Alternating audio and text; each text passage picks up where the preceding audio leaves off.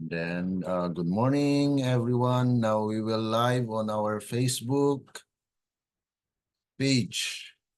So this is the series on the biblical history on the book of Genesis.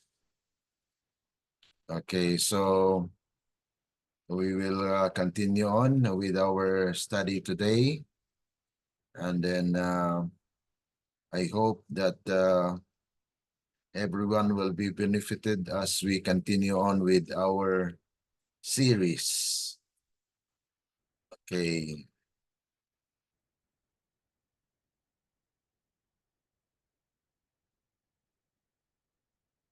Okay. Dali lang Okay. This one will be on our page. It's the online study. So get ready. We will be live on our Facebook.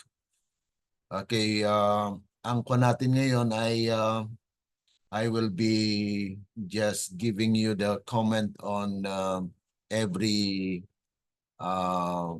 passages in the book of Genesis chapter 24, because we will have 67 verses. Okay. Okay, now get ready. We will be live on our Facebook now. It's live. Welcome and good morning to everyone. Now we will be continuing our series on the book of Genesis, the biblical history, which will inspire us as we continue on with our study.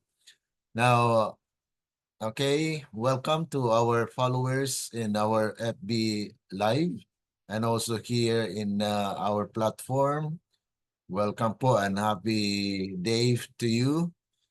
Ngayon ang ating pag-aralan po ay ang buhay ni Isaac, kung paano po siya ginabayan ng Panginoon, na kung saan ay mayroon pong guidance ng Panginoon sa pamagitan po ng kanyang ama na nag-set o nag-build ng family, no? Isang nobya para kay Isaac. Okay, bago po tayo manalangin, I would like to share this thought from Patriarchs and Prophets, page 172, paragraph 173, paragraph 4. Sabi po rito, the servant anticipating his master's joy at the success of his mission was impatient to be done. And with the morning, they set out on the homeward journey. Abraham dwelt at Beersheba, and Isaac, who had been attending to the flocks of the adjoining country, had returned to his father's tent to await the arrival of the messenger from Haran. And Isaac went out to meditate in the field at the eventide, and he lifted up his eyes and saw, okay, and behold, the camels were coming. And Rebekah lifted up her eyes, and when she saw Isaac, she lighted off the camel. For she had said unto the servant, what man is that walketh in the field to meet us? And the servant had said, it is my master. Therefore, she took a veil and covered herself. And servant told Isaac all things that he had done. And Isaac brought her into his mother Sarah's tent and took Rebekah, and she became his wife, and he loved her. And Isaac was comforted after his mother's death. Okay, so alam po natin na dito sa chapter 23 po ay ating napag-aralan at the age of 127, Sarah died. Okay, so before I think ito po yung before pa man na namatay po si Sarah, ay she met Rebecca, the wife of Isaac. Okay? So now, with that prayer thought, we will ask the Lord for guidance as we seek Him in our prayer. Let's pray. Our dear and kind lovely Father, nandito po kami, Panginoon, na nikluhod, tanda ng aming pagpakumbaba sa inyo at pagkilala na kayo po ang siyang Diyos na aming sinasamba at kayo ang nakakaalam ng aming buhay. Kaya nga po sa aming patuloy na pag-aaral po sa biblical history in the book of Genesis, may you guide us, O God, that all things that we'll learn from here will be the foundation of our understanding of the prophetic framework that you have given to each one in these last days. Nawa, Panginoon, ay patuloy kayong aming Diyos na mangusap sa amin sa pamagitan po ng inyong mga salita, namin pong maunawaan ang mga teksto at mga passages namin pong pag-aralan, na ito nawa ay maging butil ng katotohanan, prinsipyo sa aming buhay na magpapatuloy po na maging kapangyarihan na nagbabago po ng aming buhay. Salamat, Panginoon, sa inyong pagtugon at aming po inasahan, inyong bendisyon ng aming maranasan sa araw na ito. Ito po ay aming dalangin dahil lamang po sa matamis na pangalan ng aming Panginoong Yesus. Amen. Okay, so welcome po sa muli sa ating mga kapatid na nagsusubaybay po sa ating pag-aaral dito sa Biblical History on the book of Genesis. Okay, dito po tayo sa chapter 24, 1 to 4, na kung saan atin pong matunghayan dito kung paano po ang pangunguna at pamumuno po ni Abraham, na kung saan ay mayroon po siyang inutusan na kanyang servant na veterano na. Okay? Kung atin pong mapapansin at maalala, in chapter 15, okay, nabanggit po itong oldest servant na kung saan ay mula pa noon ay naging loyal po kay Abraham. At dito po natin mapapansin na matanda na po si Abraham, kaya nga po nais niya ihanda ang buhay ng kanyang anak na si Isaac. Kaya nga po ay nagsabi po ang si Abraham dito sa kanyang alagad na kung saan ay si Eliezer. Okay? Eliezer of Damascus. Na kung saan ay nabanggit po yan sa Genesis chapter 15 verse 2, na sabi dito na kung saan ay na-describe po dito na si Eliezer ay talagang loyal sa kanyang amo na Abraham. Kaya nga po alam na po ni Abraham na itong si Eliezer ay maasahan. So ito po yung honor na ipinagkaloob sa kanya ni Abraham na pumili at maghanap ng mapangasawa po ni Isaac, ano? At dito nga po ay according po sa customary po sa panahong iyon, na mayroon pong oath. Sabi nga po rito sa verse nating mabasa, verses 1 to 4, na kung saan ay papunta po siya. Dahil sinabihan po siya ni Abraham, okay, pupunta ka doon sa lugar na kung saan nanggaling sa aking mga lahi o sa kanyang lahi po. Ibig sabihin, ayaw niya po na mag-asawa si Isaac ng taga-Canaanites. Okay? So, kaya nga po inutusan niya itong alagad niya upang maganap ng kanyang mapangasawa. Mapangasawa po ni Isaac. At kaya nga po yun, nagbalot po yung si Eliezer at handa po siyang tugunan ang sinabi ni Abraham na maghanap po ng maging asawa. Kaya nga po ito ang utos ni Abraham. Abraham was clear that he did not want Isaac to have a Canaanite wife, and that the wife should be found among Abraham's ancestors in Ur of the Chaldeans o Chaldees. Kasi doon po siya nanggaling Kaya nga po yun po yung kanyang nais na mag-asawa po si Isaac ng kanyang mga yung kamag-anak. Ibig sabihin, nandun po sa kanyang parehong believer, ano? So yan po yung kandito sa verses 4, 1 to 4.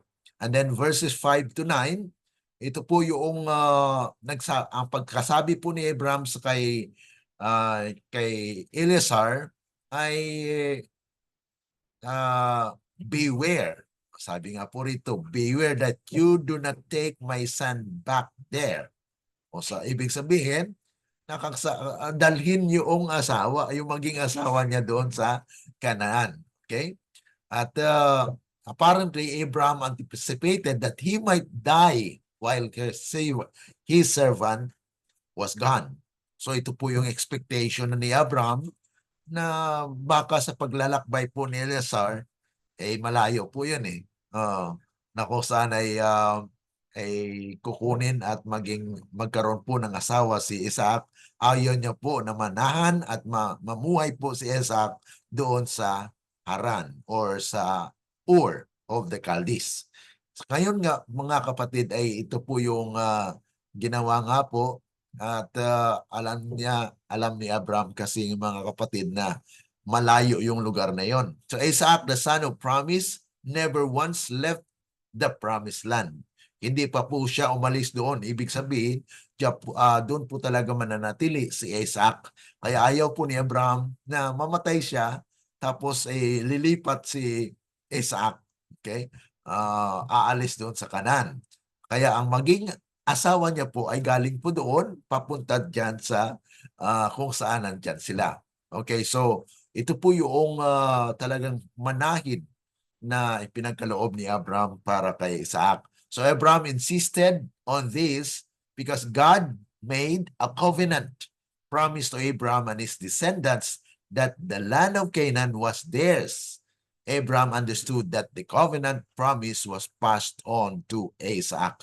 Kaya yun po yung kanyang tinugunan na mangyari po na nilinaw po ni Abraham na huwag umalis dyan sa lupain ng Canaan dahil yan po ay pagkaloob na po ng Panginoon sa kanila.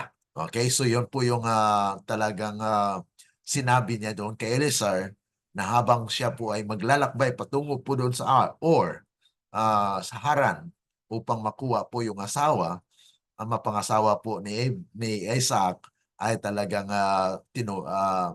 iniiwan niya na po ng instruction. Kaya nga po dito sa verses 10 to 14, ito po yung mission na pinagkaloob kay Eleazar na nakakuha po siya at doon nga po ay actually kung atin pong pansinin, si Eleazar po ay talagang nanalangin na nagkaroon pa po siya ng palatandaan, Panginoon, ay turuan niyo po ako at ang sino mang magpapainom ng kanyang camel. Imagine mga kapatid ay sa dami na yun, 10 po yung camel niya na sa kanyang paglalakbay ay talagang handang-handa po na magkaroon ng karaban. Ano? So this is a large caravan po na nangyari dahil the servant took 10 of his master's camels. Imagine 10. Okay? Abraham's servant, likely Eleazar, led a large and impressive caravan. So yun po yung kanyang dala-dala patungo doon kasi malayo po yan eh. From that place up pabalik po doon sa Ur of the Chaldees ay napakalayo po yan. Kaya dala niya po yung 10 camel at yun na nga po ay talagang makita mo na naglalakbay isang sinugo na mayaman. Dahil mayaman po si Abraham at that time. So ito po ay maglalakbay po siya ng 500 miles. Imagine. That is actually 800 kilometers na paglalakbay po ni Eleazar. Kaya nga po at this common na kung saan ay sa rota ng kanyang dadaanan ay medyo malayo nga po yung kanyang inikot pa at naabot niya po yung 900 miles na paglalakbay. Equal po yan sa 1,450 kilometers. Imagine. So, ilang araw po yan o ilang buwan na paglalakbay po. Kaya nga sabi ni Abraham, ay itagubilin ko sa iyo, Eliezer, na wag mong paalasin o wag na si Isaac ay babalik doon o pupunta doon sa Ur na kung saan yun po yung pinanggalingan ni Abraham. Kaya doon po ay nakaabot si Eleazar sa city of Nahor. Nahor po ay ito po yung kanyang actually na po yun pamangkin the brother na kung saan ay na po ito. Sabi rito, this probably refers to the place known as Ur of the Chaldees. Two men named Nahor were associated with this place. The grandfather of Abraham. Grandfather niya and then brother of Abraham. So ito po yung nabanggit natin sa chapter 11 at saka ito po yung dalawang pangalan na associated dito. Yung kanyang lolo at yung brother niya. So sabi nga po rito ni Eleazar, O Lord God of my master Abraham, please. Ayan. So ito po yung panalangin ni Eleazar na kung saan kung mabasa po natin yung verses 10 to 14, ito po yung laman, no? Na kung saan ay sinushortcut po natin, at least mayroon po tayong idea na bago po magkaroon ng pagpili itong si Eleazar, mayroon po siyang panalangin. So prayer is essential when you decide something, and even in choosing something that is of God's choice. Kaya nanalangin po siya dito na, O Lord, God of my master Abraham, please give me success this day. As Abraham's servant arrived at his master's ancestral city. Ito po yung pinanggalingan ni Abraham na kung saan ay babalik po siya doon upang maghanap. Pupunta po siya doon upang maghanap ng maging mapangasawa po ni Isaac. He first had a practical concern to water his camels. He then had a spiritual concern, asking for God's guidance through providential circumstances. Wow. So kwan po siya, hingi po si Eleazar ng palatandaan na una ay dapat mayroon pong magpapainom ng kanyang kamilyo. Sa kanyang matagal at mahabang paglalakbay ay siyempre nauuhaw at talagang pagod itong kamilyo niya.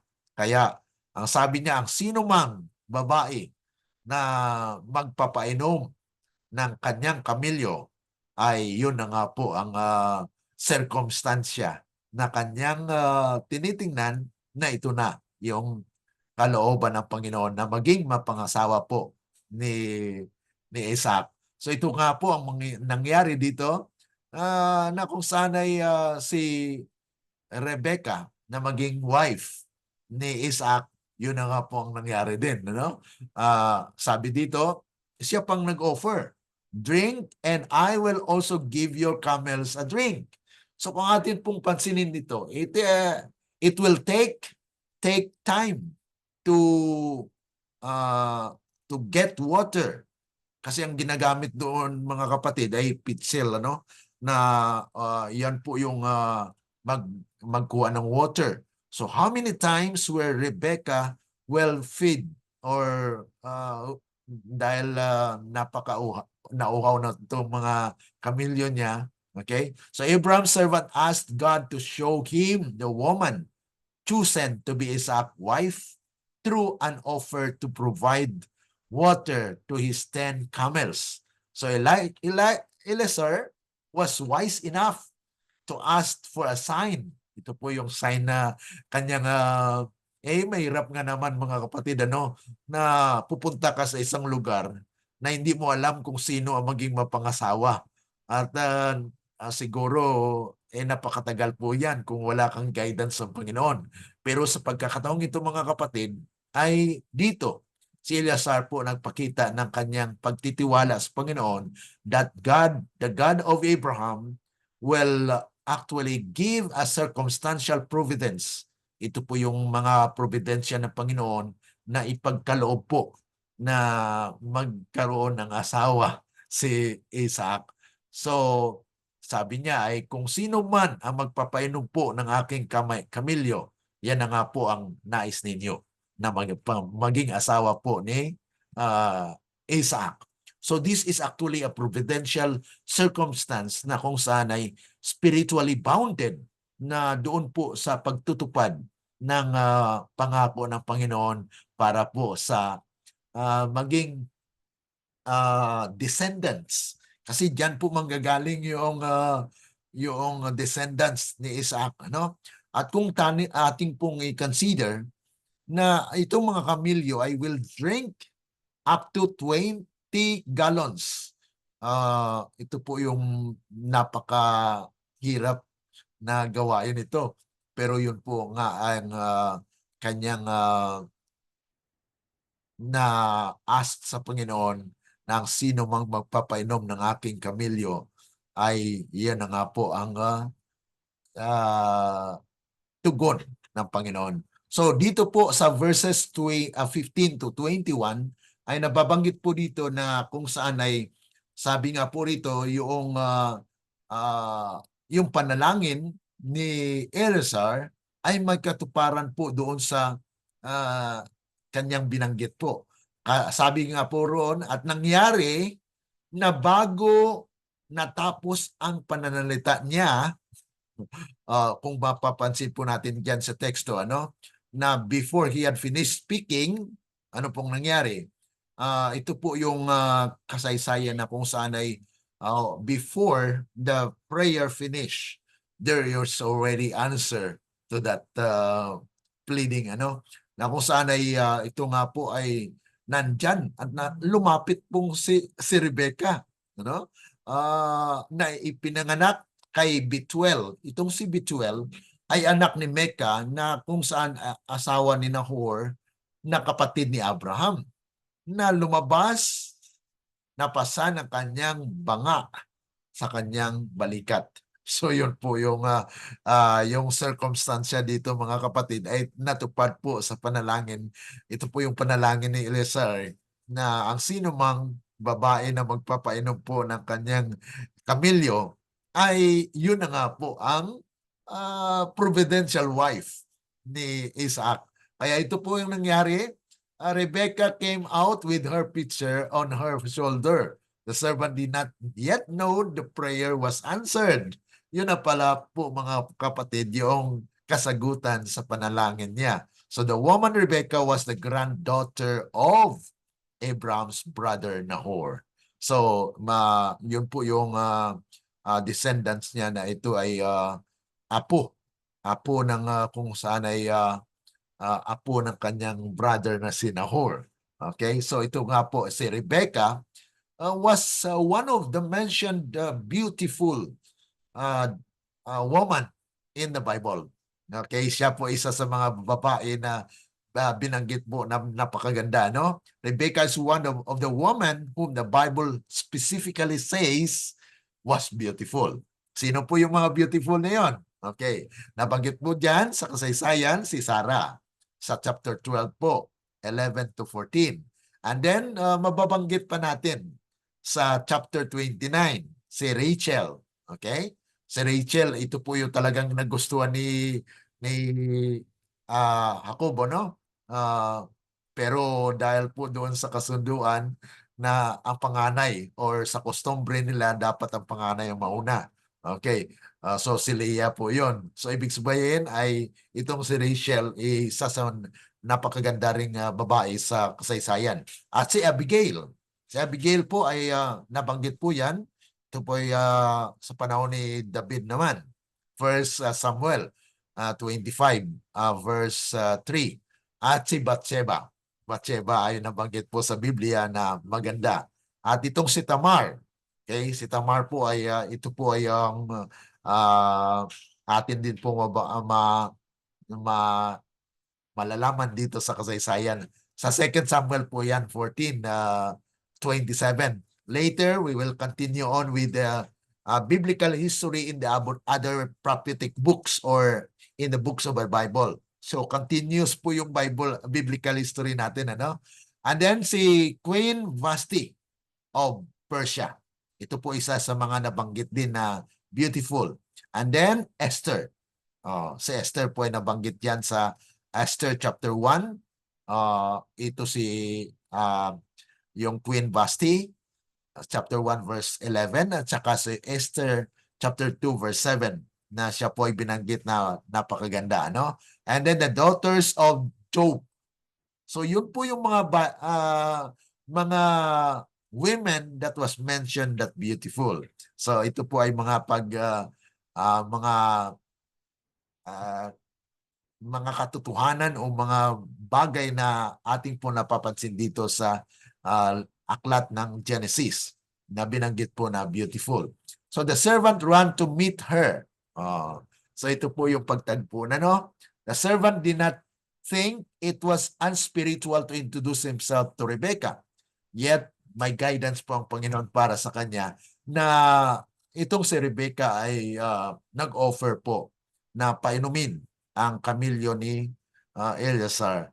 Kaya nga po ito na po yung katuparan ng panalangin ni Eleazar. Kaya dito po makukuha na natin ng leksyon na bago pa man matapos ang panalangin natin, ay alam na po ng Panginoon ang ating ninanais. Okay? So sa verses 22 to 28, ay mapansin po natin dyan na kung saan ay nagbigay na po ng mga regalo.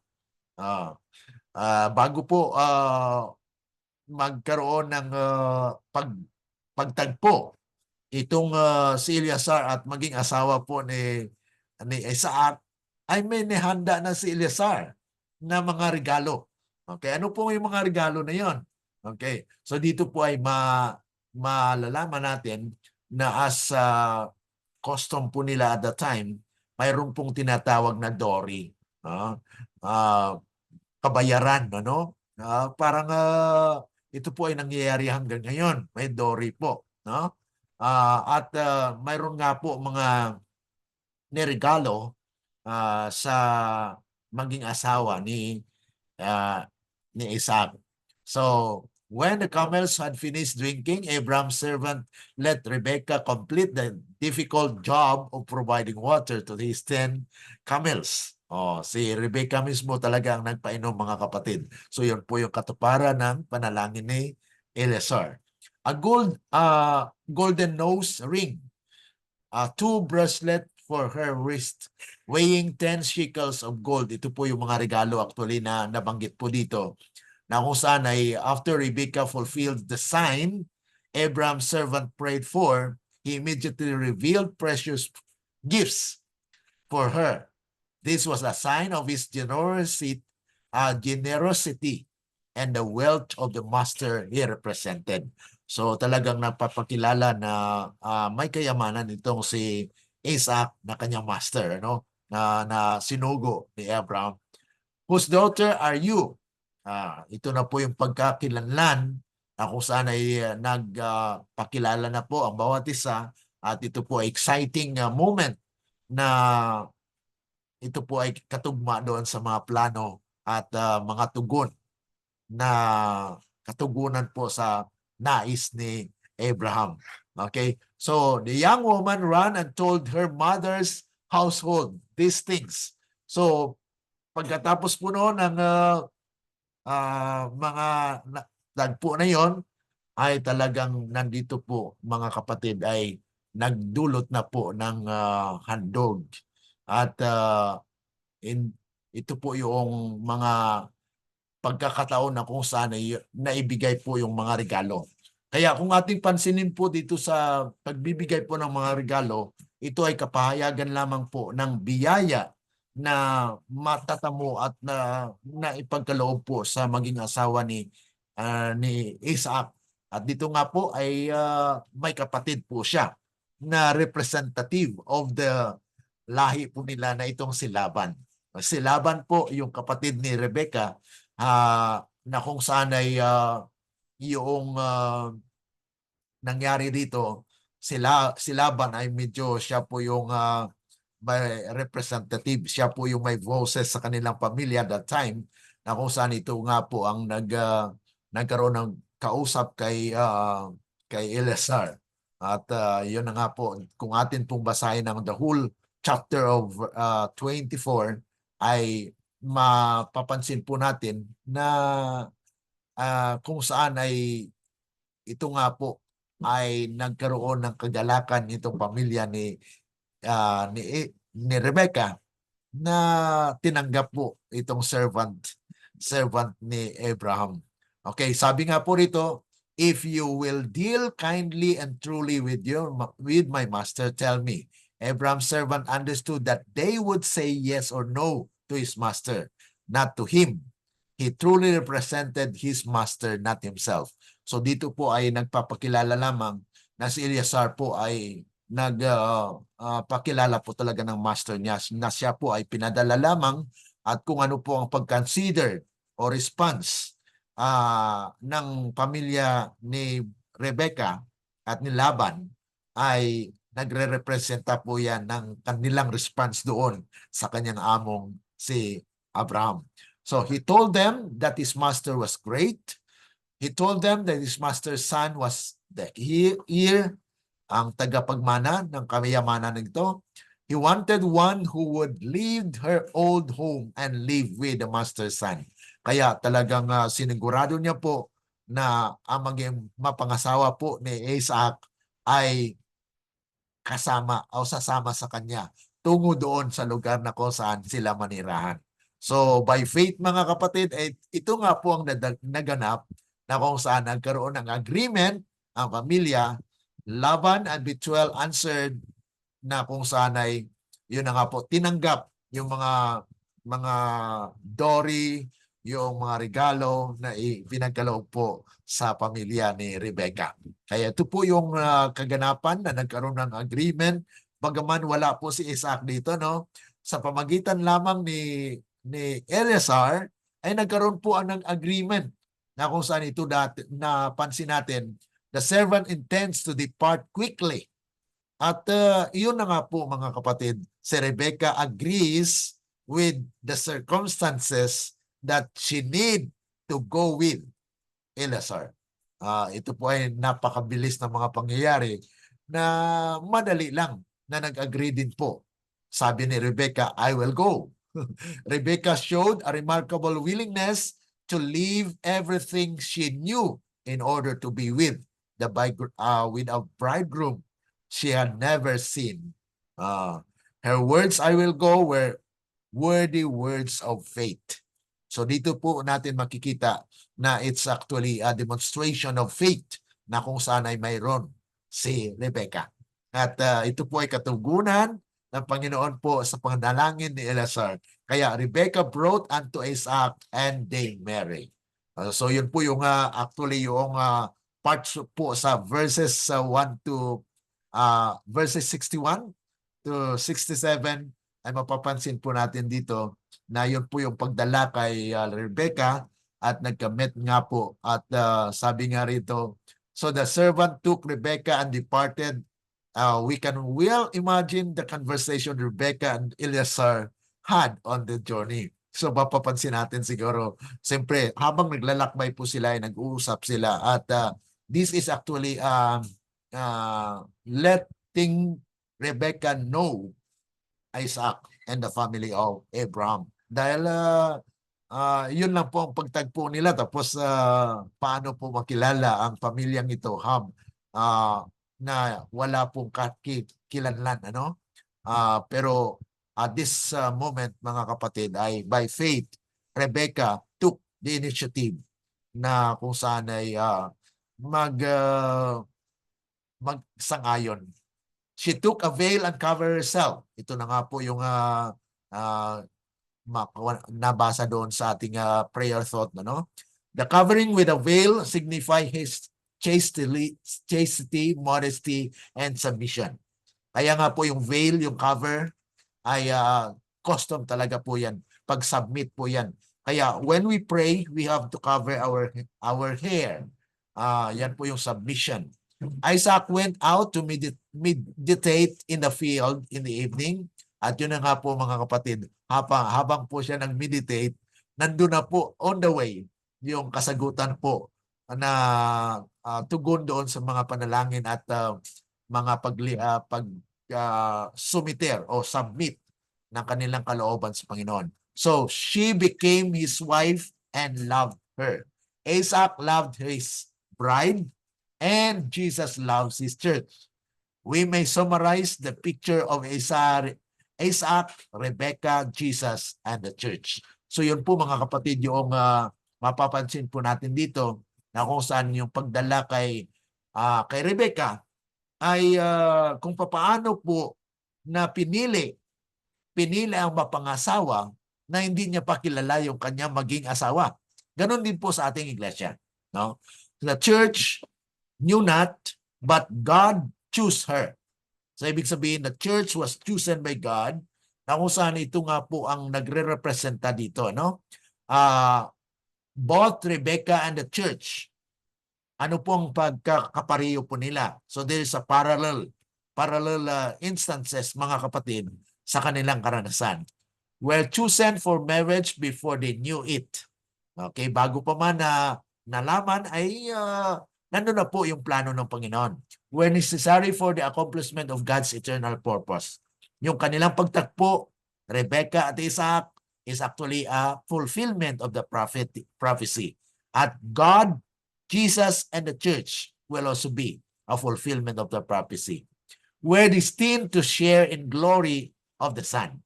Kung ano po ang riches na nandun kay Isaac will also be for his wife, Rebecca. Ganon din po ang iglesia na kung ano po ang kayamanan ng ating Panginoong Yesus ay ganon din po ang mangyayari na maging kayamanan ng iglesia. Okay? Must live all with joy to be with the Son. Dapat iwanan yung lahat ng mga bagay sa pagsunod po. Learn of the Son through His representative. So sa mga messenger, God actually bring His church or His people through a message. And so magpapadala po siya ng mga mensahero para po ang sino mang mananampalataya ay kasama po doon at magtarmo ng biyaya. So we loved and cared for by the Son. Both Isaac and Jesus, mga kapatid. Ito po, were promised before their coming, finally appeared at the appointed time, were conceived and born miraculously, were given a special name before his birth. Yan pong nangyari sa dalawang ito, Isaac and Jesus. Were offered up in sacrifice by the Father. Were brought back from the dead. Were hid of great company to bless all people. Prepared a place for their bride. And then had a ministry for prayer until united with the bride. So yun po yung mga kapariyo sa kasaysayang ito ng mga kapatid na mapapansin po natin sa aklat ng Genesis. Na ito po ay katugunan sa mga panalangin ni Abraham, ni Isaac, at especially din mga kapatid, napakahirap po ang gawain ni Eliezer. So dito po nagtatapos ang ating pag-aaral po dito, chapter 24. So bukas po ay ating patuloy sa chapter 25. Any reaction po? Nagsobra po tayo ng 10 minutes. Sorry po. Magtatapos po tayo po sa ating pag-aaral dito sa biblical history. Any reaction or question? Sa ating mga kapatid na sumusubaybay po, you can just type your comment on our study today. I hope that you have a glimpse of the truth na nangyari po dito sa buhay ni Isaac sa pamagitan po ng kanyang messenger or servant Eliezer ay natupad po yung pangako ng Panginoon.